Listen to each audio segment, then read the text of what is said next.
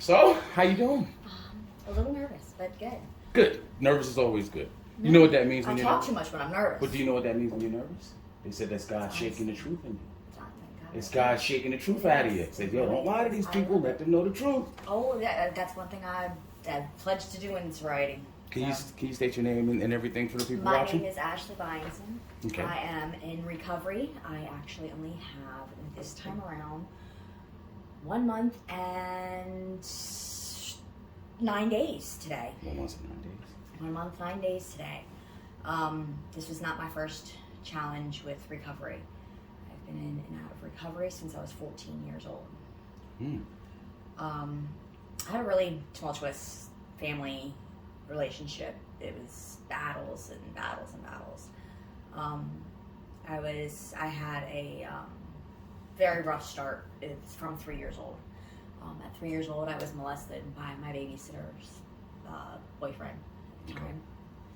And that went on for 2 or 3 years. You were how old? I was 3. I actually didn't end up telling anybody about that until I was almost 16 years old. I didn't know it was wrong when it was happening. I ended up getting expelled from school for beating a girl up with a 2x4 at one point. And how did that happen? Well, one of my guy friends came up to me crying. He said that she cheated, and so I chased her down with a fence post after school. It just made sense at the point in time, but that's part of the drug addict's mentality. We don't think about what it's actually doing. It's just, we don't think about the consequences. We just think about the fun in the moment. At that time, I was in active use. What were you using at that age? What was that, 14 you said? 14. My first drug and my main drug is crack cocaine. Okay. My introduction to crack was actually from my biological father. I went to my dad's for my 14th birthday. I was excited to go. He lives on the Eastern Shore in Salisbury, Maryland. So I was there for winter break. Walked outside, saw my dad smoking out of a Budweiser can. Okay. Thought my dad was smoking pot. I was like, oh, that's a good thing. Definitely wasn't pot, huh? Definitely wasn't pot. But I thought, hey, this is how I can, kind of click with my dad. This is how we can bond. Let's have some fun. Let's smoke some pot.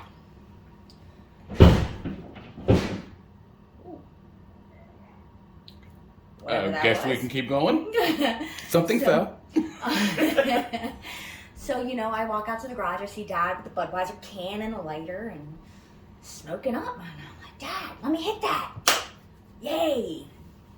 And he's like, you've smoked before? I was like, oh, yeah, Daddy, I smoke all the time. But just not out of a can. So you're going to have to light it for me. Don't know how I came up with it. Like, it was just a lie, like that quick. Just because, that need to bond with my dad that I only saw once a year was like, I had to have it. And you said you were 14. I was 14. Okay. And how did that process go? So he held the can in my mouth and he lit it. He told me to inhale. So I inhaled and it burned a little bit. And I held it in because he said, hold it as long as you can. Next thing I know, I fall backwards into the wall. In between his red toolbox and his blue toolbox. And I just slowly slid down like a piece of butter in a frying pan. I'm telling you, I just slid. From that point on, it was an instant addiction. The feel was amazing. The rush. You know how they say that, ooh. I do. Yes, and it was an addiction right then and there. I wanted another one 2 minutes later. 2 minutes after that, I wanted another one. So then we go inside, sitting at the kitchen table just like this. Grandma here, Daddy here. One of my dad's friends sitting across from me. No clue who this man was. I was high for the first time, just sitting down. Hi, Grandma. Hi, Daddy. Next thing I know, the man put the pile of crack on the middle of the table. With Grandma, Dad, and Grandma and Daddy sitting right there. Oh. Okay. This is my first experience still. Okay. Grandma takes out a glass pipe. And I recognize the glass pipe. It's the thing that my daddy gets me roses in. My daddy used to buy me the roses growing up as a kid. I had 1,000 of these little plastic roses. But I could never keep the glass container that they were in because I was too young and I would break them. So it finally clicked in my head. My dad's been buying crack pipes his entire life. my entire life and just giving me the little flower as an excuse on why he's buying them every time we go into a gas station. Okay. It's okay. So Grandma puts a piece on her little pipe, takes a hit. I'm like, how do you do it out of that? That's not a can. Like, it's still registering. And then she teaches me how to hit on that. Okay. Next thing I know, I get sent into the bathroom with the man that put the pile on the table. Mm. My daddy and my grandma pimped me out for that pile of crack on the table. And you was none the wiser? I was scared, honestly. Okay. That fear that, my daddy and my grandma sitting out there and this big ass man is making, y'all just smoked that, y'all better pay for it. Like, you know what I mean? I understand. I do. So I ended up doing it.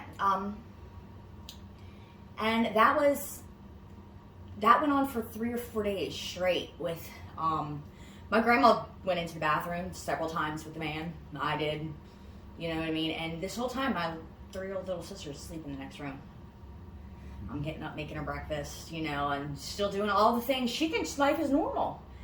And it's like little by little, it's registering in my head. This is how my life was the entire time. But now that I'm the person awake doing it with them, everything's clicking. Like, oh shit, that's how that happened. Oh my God, that's what that was when I was camping and we had those old conversion vans, the ones where the backseat folds down and the big top on with the TV up in there. I do, yeah. We used to go camping in one all the time, and all the parents would be up in the front area, huddled around, and I'm like, they're smoking crack. I was raised, on my father's side, by crackheads. My mom's side, it was all alcoholism. Alcoholism. Oh, yeah. So my whole childhood was... I learned how to make a Bloody Mary when I was 6 years old, probably. I'm telling you. So it was just a situation, like the whole thing. My whole life has been a situation. Okay. But get past all that, I wasn't using throughout the whole time. Like, it was only when I went to my dad's that I used. Okay. All the way up until I was 18 years old. So it was like once a year, your Christmas time or summer vacation or whatever. It was just, little tad bits here and there. When I was turning 18 years old, I moved out to the Eastern Shore on my own. Okay. How did that experience go? That was probably one of the worst things I ever did. Because then I had my little house that I had, you know what I mean? And it was just me. And then it was the first drug dealer that I rented a room to. Because I had 4 bedrooms. Okay. It was the second drug dealer I had a room that I was renting to. Then it was 3 prostitutes in the other room. 3 of my girlfriends in the other room. Okay. So it was like, I was cool. I just got, at that point in time, I was living the life. Because I had 2 dealers handing me stuff to just be able to sit there and, sell out of my house. And I had these little girls upstairs making their money and having to pay me for using the room and everything else all day long. So I didn't have to do nothing. I was just smoking and smoking and smoking. Mm-hmm. I was living a life, or so I thought. Okay. Until I got pregnant with my son. I did that for, I was off and on using at that house for years. I got pregnant with my son when I was 25 years old. Okay. The day I found out I was pregnant with my son, my firstborn, stopped using. Stop using everything. Stopped using. Stopped smoking cigarettes. I drank wine occasionally. Stopped smoking crack. It was done. That day, I go into the hospital and they said, hey, you're pregnant. I went home. I smashed everything. I had just moved back to Montgomery County, and I had brought my addiction with me when I moved to Montgomery County. And I did not use again for almost 8 years. 8 years. I had No 2 more program, children. no nothing? No program, no nothing. It was just your son?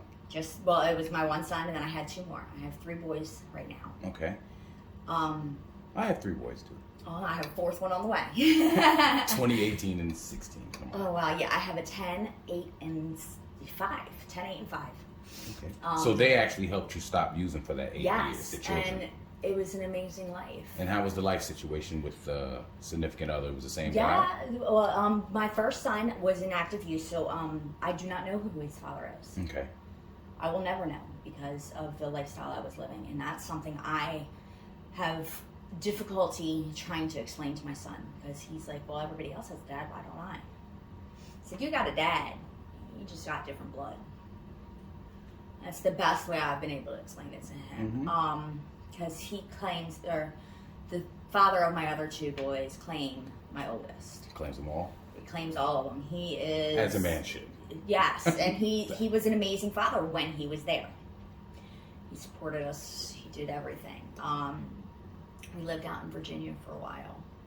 I ended up opening up my own daycare center in my basement. I had the life. I had minivans, boats, RVs. Each one of my kids had their own four-wheeler. I was living the perfect lifestyle. I never thought, after being in that childhood that I was raised in, you know, all the bad stuff that happened. There's a lot of good stuff that happened in my childhood too. But with all of the stuff that I went through and my drug addiction, I would have never thought that I could have lived that life. I was the mom people were calling saying, my daughter has a fever. What do I do? There's a bump. What do I do? Can you take my kids for me? Can you watch my kids from 6 a.m. to 6 p.m. 5 days a week? So you were like stepmom to all the kids? I was that. Like on Easter, you know those big Walmart boxes with 60 eggs? I get 4 or 5 of them things. And they would be, all the neighborhood kids would come over to my house and we'd put a big tarp down in the yard. You know, I was that house that all the little toddlers and moms and everybody came over. We'd sit down, we'd have our little glass of wine, and it was fun. It was the life. Okay. And then one day, it ended. And how did that happen? My ex decided that he wanted to move back to Michigan. Okay. My kid's father wanted to move to Michigan, and he did. And I told him I wasn't moving. Yeah, because you would have to pick up and leave everything. Oh, yeah. Okay. Well, instead he decided to... I put everything in his name, which was a big mistake of mine. All of our vehicles was in his name. Our house was in his name. He decided to get rid of everything, pretty much 1 week when I was at my mom's. Why didn't you put any of the things in your name? Because we were going to get married, and I had horrible credit, and so it was just easier to put everything there. You know what I mean? Which I would never do again. But, so I went to my mom's house for a week with the kids. Come home to an eviction notice on my door. Oh, I know what you're talking about, the little pink slip on the door. Oh, yeah. But you see, we're renting from his boss. The money gets taken straight out his check. Why do I have an eviction notice? That was posted 28 days ago and signed by my ex. So did he tell you why he did that, or he just... Because he knew I'd fight him the entire time. Okay. I would have made his life miserable knowing that he was leaving. So he did it at the snap of a dime. So I had 48 hours to pack up my 3 kids, myself, and my dog, and get out. And there was nothing I could do by law. So here I have 3 kids and a dog, and I'm homeless. He took the keys to the van, took everything. I'm standing there like, what the do I do? Call my mom. She's like, well, my friend will let you move in their basement. So it's me, my 3 kids, and a dog in a room no bigger than this dining room. Depression hit. My anxiety went out the roof because I got 3 kids fighting constantly now because they have no elbow room. Right. They don't have me time anymore. It's not like my oldest son can go and play his video games or go read his book without another little brother going, Brayden, you know what I mean? He's breathing my air. He's looking at me. He's touching it. You know what I mean? Any of those little tiny kitty catty things that kids do. And I was going crazy. I literally was going crazy. And then somehow my phone rings out of the blue. We moved to a small town, Poolsville, if anybody knows where that is. I do. Yeah, it's a small So town. I actually knocked on doors and sold vacuum cleaners in Poolsville. Well, I lived on call a bunch of years ago. It was a long time ago. My phone rings one day, and it's one of my old drug dealers from when I first come back, before I found out I was pregnant with my first son. Okay. Hey, I'm in town. Who is this? Said their name. I was like, how did you get my number? Mm-hmm. Don't worry about that. I'm in town. What's up? I was like, I look at my wallet. I got $50 sitting right there. Meet me out front. Mm-hmm. And it was just that easy to take that last $50 I had to my name. Knowing I needed to put groceries in the house. Knowing if anything happened and I needed to buy Tylenol for my kids. Oh, well, I went that high. I need to forget my life again. And from that point on, I ended up abandoning my 3 kids in that house. Mm-hmm. I just told a neighbor to come over and watch them. And I was going to the general store, the dollar store. And I hopped in my car and I drove away. Didn't come back for 2 years. Mm-hmm. How was that 2 years? That 2 years, whoo, let's see. That's where I got most of my drug charges. I was in a house that was raided. I had guns pointed at my head. I prostituted. You want to answer that? Yeah. Alright. So in the time frame when I was gone for 2 years from my children, prostitution was my main way of getting high. That's how you supported the habit? Oh my God, yeah. And it was so easy because from all of the things that happened to me growing up, all this, trauma growing up, I was able to literally black out. You just disconnect from the whole... It was like a regular, like, I know it sounds horrible, but it was like a 9 to 5 for me. Okay. I would go in and introduce myself. I'd say my rules and regulations or whatever you want to call it, get my money, and then next thing I know, I'm walking out the door.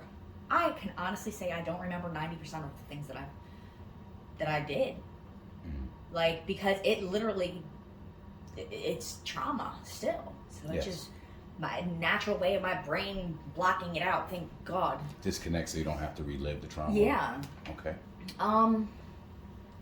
And then I ended up meeting one of my best friends, my all-time best friend in addiction. His name was Mac. They called him Mac Man. Mac Man. Oh my God, I loved him to death. He was like the biggest brother. He was my protector. The first time I met him, he was like, "You're under my umbrella." And I never had to prostitute again after that. Okay. While I was in Montgomery County. He changed my life. He regulated my drug use. Okay. How so? He was a dealer. Oh, so he was a dealer. But how did he regulate it? Oh, he cut everybody else off from selling me. Mm-hmm. Nobody else was allowed to give me drugs. Nobody. He didn't say okay, I wasn't getting drugs. Okay, so he was the only one supplying you. Oh yeah, so he regulated, and in order for me to get my drugs, I wasn't allowed to prostitute. No, you better go make me dinner. Okay. You better go call your children. You better call a rehab. He's the reason I got into recovery the first time. Okay. He's the reason I got connected with my children again. He was my best friend. So that was like more of like a codependency type relationship? It was, but he thought of me as his little sister. Like, okay. Nobody could mess with me. Okay. Nobody. It doesn't matter. I'm not allowed to be messed with because I was his little sister. Like, his son used to cry for me. Like, I loved his son to death. Oh my God, Lil Mac was amazing. He would every time Mac had his son, I was there. We would play, we'd go to the park. It was great.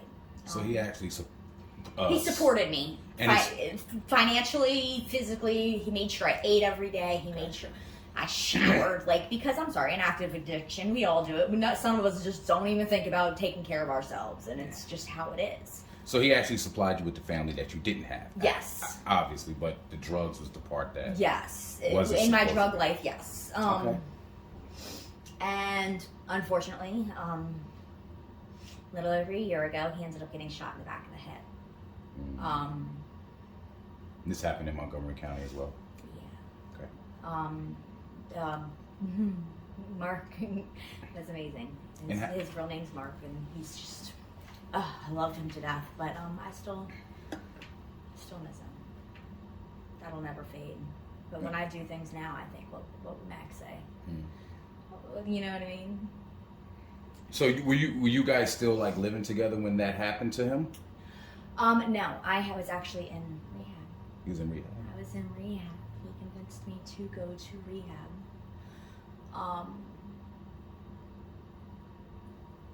If it wasn't for him, I would probably be dead because of the stupid things I was doing before I met him. And he didn't use drugs, obviously. He smoked weed and drank. I mean, yes, they are both drugs. They are both substance to mind-altering substances. Yeah, we're not going to downplay it. All So yeah, that shit. right. He didn't do But any he ain't hardcore drugs that he had to go through the detox period and all that stuff. No. And thankfully, he was there one day because I found out that I'm allergic to opiates. Okay. Or I can't take opiates. What do you mean allergic? Like I OD'd on using a spoon that somebody had cooked their stuff up in. That you went to use for heroin. I cooked my coke in, and I actually OD'd. Because of the residue that was mixed in? Just from the residue on the bottom of the spoon. They wiped it out, but it wasn't cleaned. Okay. And I ended up ODing on the floor, and thank God he was there and was able to save me. And yeah, because crack cocaine has been my drug of choice since the beginning of time. I've smoked weed. I've taken ecstasy. I did acid one time. I did mushrooms one time. But it's always been crack cocaine. There's been nothing else in my life really that has that hold. I guess there's nothing else that gives me that feeling that I can escape. That escape is everything. And then it came to my reality. Like, I was not able to function unless I woke up to a crackhead. I was not able to function unless I had some during the day. If I didn't have anything, I'd be sitting here looking like I was doing opiates, nodding out, because crack was the only thing that kept me awake. Okay. But then again, I could take a hit and fall right to sleep. It was like a cigarette. You would literally see me with a crack stem in my hand like this, holding it like a cigarette, all day, every day. There was nothing that could take that stem out of my hand. So when you came out of rehab? When I came out of rehab, I went to another sober living house, right down the road from here. And I did good for 30 days. And then I relapsed. You didn't like the sober house? Like, what do you think was the reason why? Because I kept contact with all of the people that I was smoking crack with. Oh, your old I homies. didn't delete those numbers, and I didn't change my number, so I kept getting those phone calls. Hey, they're getting together tonight. Hey, oh my God, you should taste this shit that they got right now. It's butters. You didn't have the strength to deny none of that at first. At first I didn't, and so I relapsed. I only went on a 24-hour run. Okay. Was holy shit, how is that even possible? 24 hours? Was it a money issue, or you just made up your mind? No, I just felt guilty. Okay. The guilt overcame me so bad. I literally was sitting there and I cried into my stem, literally tears falling into my glass stem, and it was horrible. So I called the sober living house and I told them that I relapsed, and they sent me right back to the same rehab, Orenda. Actually wearing their shirt. I thought that said Brenda. No, it's Orenda, the Orenda Center of Wellness. Okay. It's actually the only rehab I've ever been to. Okay. And then, so I went back for another 30 days. So I spent Christmas, my birthday, and New Year's in there. Mm-hmm. That was probably one of my most amazing birthdays that I've ever had. I had 3 birthday parties in rehab. How do you do that? But I did. It was great. I came back out and I got a job. I was one of the shift managers at Taco Bell, 2 different locations. I was working my ass off. I felt like a normal human being again. I felt like I could do it. Nothing in the world is going to make me use again. Nothing. Or so I thought. So I went over to my stepdad's house, and my stepdad is also a user, but he lived walking distance from work. So it's like, okay, I got it under my belt this time. I'll be okay. I can do it. Dad has an open room. I'm paying $600 a month for somebody to tell me to pee in a cup every day. I don't need to pee in a cup every day. I know I got this. So I call my dad. I'm like, Dad, I'm Got this. moving in. Got this, huh? I got this. Got this. Just don't let me see it. I got this, but I can't see it. Yes. Okay. So I have a really, really bad day at work. Like 3 people call out. I'm the only manager there. I'm running this place and it gets slammed. And I'm like, man, I end up closing the restaurant early because we run out of food. Okay. I clean up, I go home to my dad's house. I open the door, I sit down on the couch, and I look at the living room table, the coffee table, and I'm like, oh shit. I'll crack, bottle of honey whiskey, and a 22. At your stepdad's house? At my stepdad's house, sitting on the table. Fuck it. Just like that. It's that easy.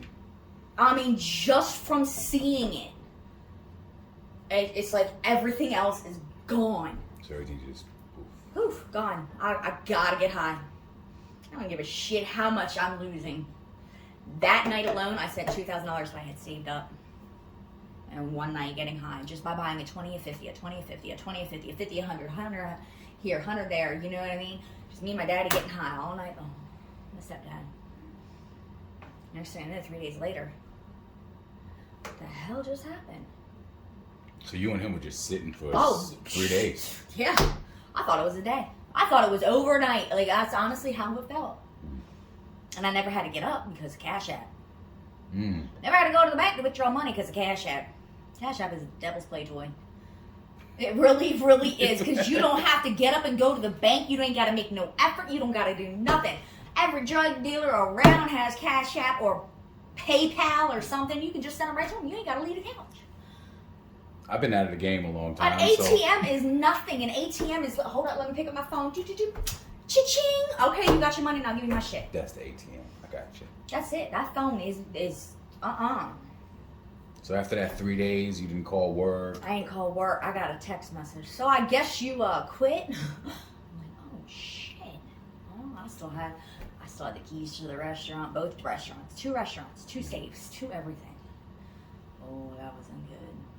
All I could think about was going in there in the middle of the night and just taking that money. Thank God I lost the keys. Okay. Thank God I lost those keys. Or someone took them and tried to do it themselves or something. I don't know. I might not be having this interview. Yeah, exactly. Because I mean, God was on my side. That's all I can say. Okay. Because when I was down and I had spent all the money in my bank account, that's the only thing I could think about was taking those keys. I knew who was there when it was. I knew where the cameras were. I knew how to turn the cameras off and you know what I mean? Yeah. I knew how to do it all because in those years of sobriety, I went to college.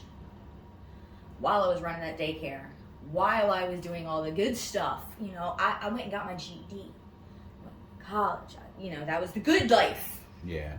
You know what I mean? I've lived the best and I've lived the worst. But I would rob the hell out of Taco Bell. And I'm confused. There's no doubt in my mind. Please don't, you know. I'm trying to get my job back. Taco Bell, don't worry about it. She changed. She changed. Okay. Just don't set no crack in front of me. Right. You know. So after that, well, we were talking about the 3 days. They said you quit, right? Yeah, they said I quit. So, yeah, I just didn't do it. So then I started prostituting again. Boom, like that, right here in Frederick, Maryland. Easy. Went back to using on a daily basis. You still living with your stepfather? I was still in my stepdad's house, so it was easy. And Daddy wanted to get, my stepdad wanted to get high too. Fuck it. Got an extra spare room in the middle. That's what I tricked out of. Prostituted out of the center room.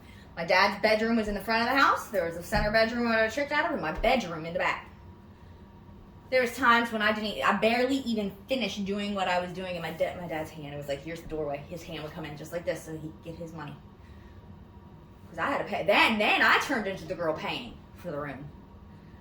Instead of back in Salisbury when the girls were paying me to use the room. So now you just split. It flipped. I was at the bottom. And how long did that last for? That lasted for about a year. I'd say, off and on. And you were disconnected from everybody in your family except your stepdad? Nobody would speak to me or my dad. Nobody would call us. Nobody would text us. And it's all my fault. I'm the one that did it. Because now Daddy could get high even twice as much than what he was doing. So it's my fault. But at the same time, you know what I mean? He made that decision. He's a grown adult. Y'all are saying I make the decision. I'm a grown adult. What about him? Why can't he hold his accountability? But I ended up going back to rehab. You went back to Orinda? Yep. Okay. They must love you. I went back to Orinda for a whole 48 hours. Just enough to get clean. Do you want to put it down? No, we're good. And that was good. I mean, my dad ended up kicking me out at one point because he was ready to stop. Yeah. But I was just feeding him. Okay. So there was no stopping for him. I mean, because I had dealers in there all the time. You know, we were just sitting around getting high. That's a scary situation. It sounds scary to me. Like you got the dealers coming in and out, traffic coming in and out. That door, I mean, it was locked, but it was never locked because it was constant. You can always come. We could be passed out from days of being up, and that door would not. Everybody in the house, boom, up, sitting straight up like it was nothing. Dealer come in, you know, they give Daddy their little pile to sit there, you know, while they were doing what they were doing. They knew I was doing what I was doing, so there was constant money coming in. They'd make their sales out the door. I mean, that's just how it was, and that was the normal thing at the time. Now to think about it, like you said, it's a scary situation. You never know what's going to happen. Hell, I'm a grown man, and I was sitting here like, yo, I don't want to be there more than 10, 15 minutes, let alone go to sleep. Yeah, I mean, it was crazy. There was a constant traffic. And it's just that life is, I don't know. There's something about it that does it still excite you a little bit? A little bit it does, just because I love that constant chaos, that constant drama. I still get excited too. I'm called the Crack Chronicles. The who? The what Chronicles? The Crack Chronicles. Okay. Because it's a story that keeps on going. There's a new chapter every day. It's just, people coming in, talking. Oh my God. I'll tell you, mouth. This lady did this, and that, and she did this. Are you serious? How did she do that when she was just at my house when all that happened? Like the lies and the stories and the tales, it's just like, it's the days of our lives. Like, it's my own little soap opera. Okay. And it intrigues. You got me crying over here. Okay. But it's true. It's like, it pulls you in. And I think that is just as much of an addiction than a crack. Is that life. I'm happy nothing happened to you. You look well. Thank right? you. Thank you. Okay, so after that situation? Yes. After all that, I ended up meeting this guy who was supposed to be a trick. I was going to con him out of money. You know, somebody gave me his number and said, he's got money. Okay. Get him for all he's got. And so I started conning him. I called him and said I needed money for a hotel room. He paid for my hotel room for me, my drug addict boyfriend, I guess you can call him. Paid for a hotel room for me and him for almost a year. Wow. Off and on, like pretty much. And what did you have to do for him? Honestly, I didn't do anything at first. Really, like he wanted to help me. He did not want me to have to do the things that I had to do. He's the most amazing man I've ever met. Okay. To this day. Man number 2, because you had Mac and you got this. Well, Mac is dead. Oh, okay. At this point. Okay. This guy, Mike, who's actually my baby's father. Obviously, later on in life, it turned to something different. But in the beginning, it was just a phone call. I need your help. He'd come. He'd pay for the room in person. He'd sit down just like you and I are sitting here talking. He's like, so what's going on? Why don't you go get help? He had an ex-fiance who actually ended up committing suicide of drug addiction. So he was helping you. Okay. Yeah. So pretty much it was... Got it. Situation. I can understand the situation. He was my guardian angel, I guess you can say, in a way. To the point where after time, he ended up, instead of keeping on paying for hotel rooms, moved me, my boyfriend at the time, my drug addict boyfriend, into his home. He ended up helping me get my 3 kids back. Nice. Moved me and my 3 kids into his house, and my dog. He helped me get my dog back. Okay. Because my dog was in foster care. So, I mean, everything was going good again. But the problem is I'm still using this whole time. So, I have one foot in the door and one foot out. And I'm lying to him and telling him I'm doing meetings. You wasn't. I wasn't doing meetings. I wasn't doing anything to help my addiction except for smoking that crack. And it was difficult to hold up all the lies. I ended up conning that man out of probably $200,000 in a year.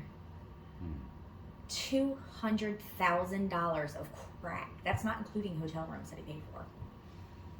I called him and told him before he knew that I didn't have a car. I called him and told him that me and my kids broke down in Mount Airy with a flat tire and I drove on it. So I needed a wheel bearing, I needed a hub, I needed a tire, I needed an axle, I needed a control arm. I'm just Googling what can happen. Did he send the money? I'm sorry for laughing. It's just funny. It's true. I'm sitting Cash here. out, cha-ching. Cash out, cha-ching. I think I would have came there. I'm like, I'll be there. That's what I would have did. Well, yeah. I'm coming. I'll be there. But he was at work while I was doing all this, so he couldn't be there. Then I was like, okay, it's going to take them 3 days. I need you to send money for a hotel room for me and my kids in Mount Airy for 3 days. Okay. So he sent me money for a hotel room. $5,000 later in 24 hours. You came home with no car. I never came home nowhere. I was sitting up in a hotel room getting high the whole time. Okay. Without my kids. Without any, you know what I mean? It was just me and the boyfriend at the time. Sitting back at the Garden Hilton Inn. I don't know what that is, but it doesn't sound like it's fun. The Hilton Garden. Hilton. That bougie hotel. Oh, it's a good hotel. Okay. Bougie hotel. You know, you got the big king size bed with big screen TV, room service. Oh, I'm charging the hell out of room service. We got the dealer sitting in a conjoining room. Well, they didn't conjoin, but it was right next door. Got the drug dealer his own room. So we don't have to go out. So I ain't got to go nowhere. I want my privacy. But here you go. You can sit right here.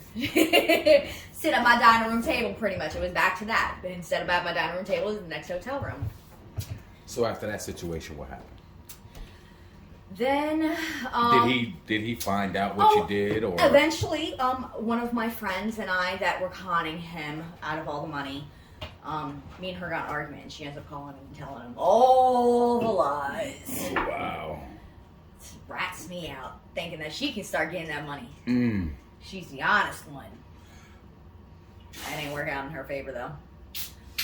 It did in a way. She started getting money, too.